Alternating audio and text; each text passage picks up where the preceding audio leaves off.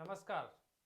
आज बात करेंगे राजस्थान में आने वाले 2023 के चुनावों को लेकर क्या है तैयारियां कांग्रेस और दूसरी तरफ भाजपा की। वहीं दूसरी ओर कांग्रेस के मुख्यमंत्री अशोक गहलोत की किसान महासम्मेलन में सचिन पायलट को क्यों रखा गया दूर, इसके ऊपर भी बातचीत करेंगे। और बातचीत ये भी होगी कि रामेश्वर डूडी जो कि सचिन पायलट के खास थे, वो अब क्यों दूरी बना रहे हैं सचिन पायलट से। और राजस्थान में महंगाई राहत कैंप को लेकर कितना उत्साह राजस्थान में, इन सभी मुद्दों पे बातचीत करेंगे आज। सबसे पहले बात करेंगे महंगाई राहत कैंप के ऊपर। राजस्थान के मुख्यमंत्री अशोक गहलोत लगातार कह रहे हैं कि हमारी जो योजनाएं हैं उनके आधार पर इस बार हम राजस्थान में सरकार रिपीट करवाएंगे। रिपीट करवाने के पीछे तर्क भी वो दे रहे हैं कि क्यों सरकार हम रिपीट करवाएंगे। पहले भी मुख्यमंत्री अशोक गहलोत कहते रहे हैं कि हम योजनाएं अच्छी लेकर आते हैं लेकिन सरकार बदल जाती है, इस वजह से हमारी योजनाओं को हम धरातल पर पूरी तरीके से उतार नहीं पाते हैं। तो इस बार वो दावा कर रहे हैं और जनता से वादा भी कर रहे हैं कि जो योजनाएं हमने वादे किए हैं वो सब पूरा करेंगे, लेकिन एक बार फिर हमें जनता मौका दे। आपको बता दें कि पिछले 4 साल में लगातार कांग्रेस की बात की जाए तो भले ही मुख्यमंत्री अशोक गहलोत और सचिन पायलट गुट के बीच में खींचतान रही हो, लेकिन मुख्यमंत्री अशोक गहलोत एक ही दावा करते नजर आए हैं कि राजस्थान में सरकार रिपीट करवाएंगे। सरकार रिपीट करवाने को लेकर मुख्यमंत्री अशोक गहलोत इस बार खुद जनता के बीच में उतर गए। ये पहली बार होगा कि किसी राज्य के मुख्यमंत्री इस तरीके से जाकर जनता से फीडबैक ले रहे हैं। विस्तार से इसके ऊपर बात करेंगे, लेकिन पहले एक अनिल कपूर की फिल्म आपको याद दिला दूं जिसका नाम था नायक, जिसमें अनिल कपूर ने जिस तरीके से एक दिन के मुख्यमंत्री बनकर जनता में जिस तरीके के बदलाव किए थे, उसी तरीके की भूमिका में इस बार मुख्यमंत्री अशोक गहलोत नजर आ रहे हैं। महंगाई राहत कैंप की बात कर लेते हैं। महंगाई राहत कैंपों को लेकर मुख्यमंत्री अशोक गहलोत खुद मॉनिटरिंग कर रहे हैं। मॉनिटरिंग इस कदर कर रहे हैं कि वो खुद जनता के बीच में जा रहे हैं। अब पहले आपको बता देते हैं कि महंगाई राहत कैंप में क्या है और क्या योजनाएं हैं। महंगाई राहत कैंप को लेकर हर जिले में, हर पंचायत में महंगाई राहत कैंप लगेंगे, जहां पर जाकर 10 ऐसी सरकार की योजनाएं हैं जिनका सरकार की तरफ से जो लागू की गई है उनका रजिस्ट्रेशन हर व्यक्ति करवा सकता है। इन योजनाओं में आपको क्या चाहिए, कुछ ही आपके डॉक्यूमेंट चाहिए। जन आधार कार्ड, आधार कार्ड, बिजली का बिल या उज्ज्वला योजना का कनेक्शन है, बीपीएल में है आप तो उसका गैस का कनेक्शन का जो डायरी आती है वो कुछ ही डॉक्यूमेंट चाहिए और उसके आधार पर आप जाके रजिस्ट्रेशन करवा सकते हैं। योजनाओं में जो महत्वपूर्ण योजनाएं हैं उनका नाम मैं कुछ लेना चाहूंगा। योजनाओं में पेंशन योजना है, वहीं पर जो बिजली के बिल हैं घरेलू, वो पहले 50 यूनिट तक फ्री थे, अब 100 यूनिट कर दिए गए। उसके ऊपर भी स्लैब्स बनाए गए हैं, उस स्लैब के अनुसार बिजली के बिलों में रियायत राजस्थान में मिल रही है। तीसरी जो योजना है वो है कृषि कनेक्शन, जिनके हैं उनको 2000 यूनिट तक बिजली फ्री दी जा रही है। चौथी जो योजना है गैस कनेक्शन है, जिसमें या तो उज्ज्वला योजना में कनेक्शन हो या फिर बीपीएल परिवार में, तो उनको 500 रुपए में सिलेंडर दिया जाएगा। पांचवी जो योजना है आपको बता दें कि वो पशुधन को बीमा योजना है, यानी कि कामधेनु बीमा योजना जिसको नाम दिया गया है। ये कामधेनु योजना क्या है, जिसमें कि हर परिवार को जिनके पशु हैं उनको 2 पशुओं का बीमा करवाया जाएगा।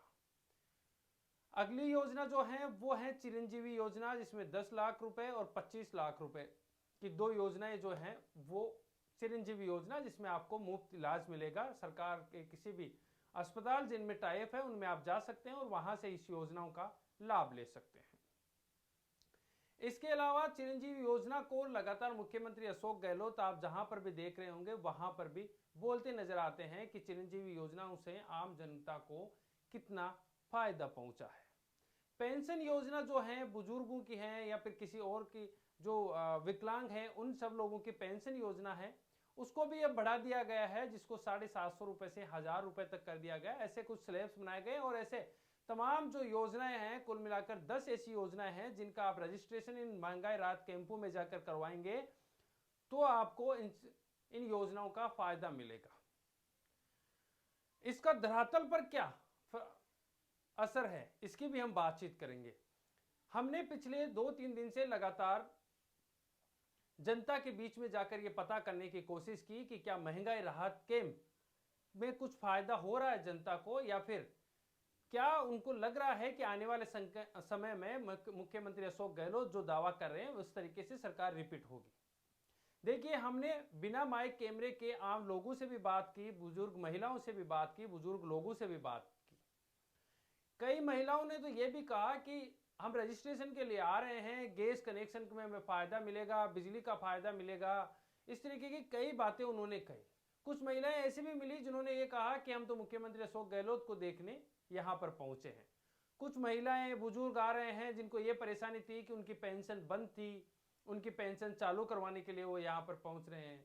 कुछ लोगों को कृषि कनेक्शन ही नहीं मिल रहे, वो कनेक्शन की समस्याएं लेकर भी यहाँ पर पहुंच रहे हैं।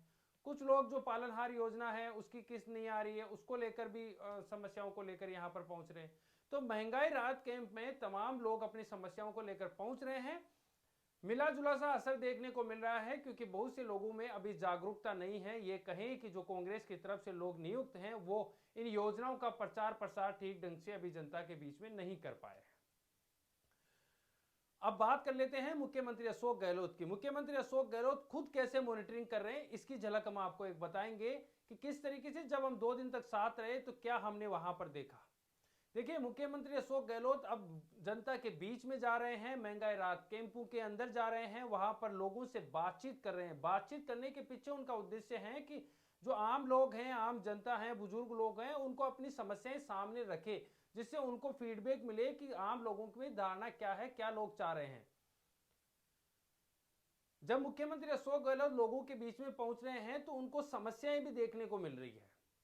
अब हमारे ही सामने का वाकया है, जब एक व्यक्ति ने कहा कि उनको कनेक्शन के लिए पिछले 1 साल से भटकना पड़ रहा है, उनको पालनहार योजना की किस्त नहीं मिल रही है। कुछ महिलाओं ने तो उनको यह भी कहा कि हमें जो है इन योजनाओं का पता ही नहीं है। एक बुजुर्ग ने यह भी कहा कि मुख्यमंत्री जी, आप जो कर रहे हैं बहुत अच्छा कर रहे हैं और आपको इसके लिए धन्यवाद। अब समझिए कि इन समस्याओं को जब मुख्यमंत्री अशोक गहलोत ने सुना तो आगे क्या किया। क्या सुनकर बैठ गए? जब उन्होंने सुना कि किसी व्यक्ति को, किसी गरीब व्यक्ति को 1 साल से कनेक्शन के लिए भटकना पड़ रहा है, तो उन्होंने तुरंत बिजली के अधिकारियों को बुलाया और कलेक्टर को निर्देश दिए कि कलेक्टर के थ्रू मेरे पास रिपोर्ट आएगी।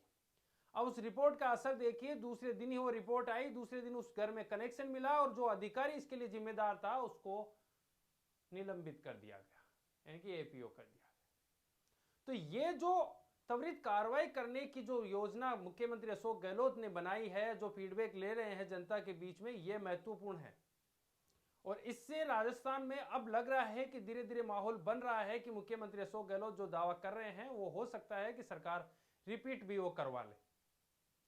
क्योंकि जिस तरीके से जनता के बीच में जा रहे हैं, आम लोगों की बात सुन रहे हैं, आम लोगों के बीच में जाकर समस्याओं का तुरंत वहीं पर खड़े होकर उनका समाधान कर रहे हैं, ये महत्वपूर्ण है आम लोगों के लिए। इससे जो ब्यूरोक्रेट्स है, ब्यूरोक्रेसी है, और जो लोग हैं, मंत्री हैं, कांग्रेस के कार्यकर्ता, उनमें भी एक डर बना रहेगा कि कब मुख्यमंत्री आ जाए, कब लोगों से बातचीत कर ले और कौन लोग क्या समस्या उनके सामने बता दे तो हमारी पचेती नहीं हो जाए, हमारी शिकायत नहीं हो जाए। ये मुख्यमंत्री अशोक गहलोत को पहले करना चाहिए था। ये मुख्यमंत्री कुछ अशोक गहलोत खुद कर रहे हैं, इसकी जगह ये अधिकारियों को, उन अधिकारियों को करना चाहिए जिनकी जिम्मेदारी बनती थी। आखिरकार ये बीड़ा मुख्यमंत्री अशोक गहलोत ने उठाया और वो भली बात ही जानते हैं कि कैसे अब जनता के बीच में जाकर उनकी नब्ज टटोलनी है। दूसरी तरफ हम बात करेंगे कि किसान सम्मेलन जो नोखा के अंदर हुआ, नोखा से जो चुनाव जब लड़ा था रामेश्वर डूडी ने और वो वहां से हार गए थे, उसके बाद में जिस तरीके से मुख्यमंत्री अशोक गहलोत के सामने रामेश्वर डूडी हो गए थे, और तब आपको बता दें कि राजस्थान क्रिकेट एसोसिएशन के जब चुनाव थे तो मुख्यमंत्री अशोक गहलोत के बेटे के खिलाफ उन्होंने भी चुनाव पर्चा दाखिल किया था, और तब रामेश्वर डूडी ने मुख्यमंत्री अशोक गहलोत को धृतराष्ट्र तक बता दिया था। वही रामेश्वर डूडी अब मुख्यमंत्री अशोक गहलोत के गुणगान कर रहे हैं। किसान सम्मेलन बड़ा किसान सम्मेलन था जहां पे मुख्यमंत्री अशोक गहलोत पहुंचे। मुख्यमंत्री अशोक गहलोत के तमाम विधायक और नेताओं को निमंत्रण दिया गया था, निमंत्रण नहीं था तो सिर्फ सचिन पायलट को। जिनके पक्ष में और जिनके साथ रामेश्वर डूडी खड़े नजर आते थे। सोशल मीडिया पर तो यह भी कहा जा रहा है कि क्या रामेश्वर डूडी ने पाला बदल लिया है, क्या दूसरी तरफ चले गए हैं। रामेश्वर डूडी को आपने उस समय देखा होगा जब आरसीए के चेयरमैन के चुनाव थे, तब किस तरीके से उन्होंने सवाई मानसिंह स्टेडियम के बाहर प्रदर्शन किया था और पुलिस के साथ झड़प तक हुई थी। मुख्य द्वार पर आपने वो तस्वीरें देखी होगी, आप आज भी आपको याद होगा। ये वही रामेश्वर डूडी हैं। तो अब क्या रामेश्वर डूडी को किसी बात का डर है या फिर अशोक गहलोत ने कुछ कहा है उनको? क्योंकि इससे पहले उसी क्षेत्र में 5-6 सभाएं, किसान सम्मेलन सचिन पायलट ने भी किए थे और तमाम सभाओं के अंदर मुख्यमंत्री अशोक गहलोत पर हमला बोला था। अब जब यहां पर मुख्यमंत्री अशोक गहलोत पहुंचे तो नजारा देखने लायक था, लोगों की भीड़ देखने लायक थी। लाखों लोग यहां पर पहुंचे और मुख्यमंत्री अशोक गहलोत ने भी कहा कि ये लाखों के लोग जो यहां पर पहुंच रहे हैं यही सत्ता को वापस रिपीट करवाएंगे। मुख्यमंत्री अशोक गहलोत ने वहां पर अपनी तमाम तरीके की योजनाओं को जानकारी दी, योजनाओं के बारे में बताया। दूसरी तरफ गोविंद सिंह डोटासरा भी गरजे, उन्होंने भी बहुत कुछ बोला, संभाग को लेकर बोला, सिक्कर के नीचे, अंगूठे के नीचे चूरू के विधायक सांसदों को रखने को लेकर बोला, लेकिन तमाम तरीके की बातचीत उन्होंने की। लेकिन उनका मकसद एक ही था कि 2023 के चुनाव में सत्ता को रिपीट कैसे करवाया जाए। तो अब क्या सचिन पायलट से दूरी बनाने लगे हैं रामेश्वर डूडी? और क्या धीरे धीरे सभी विधायक जो सचिन पायलट के पक्ष में थे अब धीरे धीरे वो अशोक गहलोत की तरफ जाने लगे हैं? क्योंकि जिस तरीके से अब अशोक गहलोत अपने निर्णय ले रहे हैं और आगे बढ़ रहे हैं, उसको देखते हुए तो अब यही लग रहा है। आलाकमान की तरफ भी देख चुके हैं सचिन पायलट, लेकिन उस साइड से भी उनको कोई राहत नहीं मिली है। कार्रवाई की मांग करते रह गए, लेकिन 5 साल बीत गए, चुनाव पास में आ गए, लेकिन कार्रवाई के नाम पर तो कुछ हुआ नहीं। सचिन पायलट भी अब थक हार कर बैठ गए हैं और अब क्या करेंगे आगे, ये भी देखने वाला होगा। सियासी गलियारों में अलग अलग चर्चाएं हैं कि क्या सचिन पायलट पार्टी को छोड़ेंगे, पार्टी के साथ रहेंगे, कोई अन्य पार्टी के साथ जाएंगे। तमाम तरीके के कयास लगाए जा रहे हैं, लेकिन सत्य भविष्य के गर्भ में छुपा है। क्या होने वाला है, सचिन पायलट क्या करेंगे, तमाम तरीके की बातचीत चल रही है, लेकिन सत्य का किसी को पता अभी तक है नहीं। अंदाजा सब लगा रहे हैं। यह भी लगाया गया था मानेसर जब गए थे कि भाजपा में शामिल होंगे, लेकिन ना भाजपा में शामिल हुए, ना सचिन पायलट पार्टी छोड़कर गए और कांग्रेस में रहते रहते कांग्रेस ने पूरे 5 साल मुख्यमंत्री अशोक गहलोत के नेतृत्व में पूरे कर लिए हैं। चुनाव सामने, तो सचिन पायलट के साथ थे जो लोग, जो विधायक मंत्री, वो क्या सचिन पायलट का साथ छोड़ रहे हैं? ये अब कुछ ही समय में पता चल जाएगा, क्योंकि कुछ समय बाद में अब चुनाव होने हैं। कहा तो अब ये भी जा रहा है कि राजस्थान में एक बड़ा बदलाव होगा, क्योंकि सह प्रभारी के रूप में 2-2 लोगों को और नियुक्त किया गया है। क्या वो कुछ कर पाएंगे? लेकिन उनके बयानों से भी अब लगता नहीं है कि कोई बड़ा बदलाव राजस्थान में होने वाला है, क्योंकि चुनाव सामने है। कहा तो यह भी जा रहा है कि सचिन पायलट को अब प्रदेशाध्यक्ष बनाया जा सकता है और 2-2 डिप्टी उप मुख्यमंत्री भी बनाए जा सकते हैं। लेकिन कहते कहते 5 साल बीत गए, अब होना क्या है ये तो आने वाले समय में पता चलेगा। लेकिन हम तमाम खबरें लेकर आपके सामने आते रहेंगे और बताते रहेंगे कि किस तरीके से राजस्थान के सियासी घटनाक्रम घटित हो रहा है और क्या कुछ राजस्थान में चल रहा है। फिलहाल के लिए मुख्यमंत्री अशोक गहलोत ने महंगाई राहत कैंप के ऊपर पूरा जोर दे रखा है, तमाम विधायक मंत्रियों को लगा रखा है और खुद जाकर जनता के बीच में जनता की नब्ज टटोल रहे हैं, फीडबैक ले रहे हैं और सरकार रिपीट करवाने का दावा कर रहे हैं। मुख्यमंत्री अशोक गहलोत ने सर्वे भी करवाए हैं, सर्वे के आधार पर भी वो लगातार जनता के बीच में जाकर उनकी नब्ज टटोलने की कोशिश कर रहे हैं। महंगाई राहत कैंप बड़ा बदलाव हो सकता है राजस्थान में कांग्रेस के लिए। राजस्थान को एक चांस और दे सकता है। राजस्थान पहली बार ऐसा हो सकता है कि राजस्थान में सरकार रिपीट हो जाए। तमाम तरीके के कयास लगाए जा रहे हैं, आने वाले समय में पता चलेगा कि क्या होना है। लेकिन अगले कार्यक्रम लेकर फिर हम हाजिर होंगे। तब तक के लिए जय हिंद, जय भारत। हाँ, एक बात और, हमारा चैनल आप YouTube पे देख रहे हैं तो सब्सक्राइब कीजिए, फेसबुक पे देख रहे हैं तो लाइक और शेयर जरूर कीजिए, जिससे कि हम आपके साथ ऐसी और घटनाएं, खबरें साझा कर सकें। जय हिंद, जय भारत।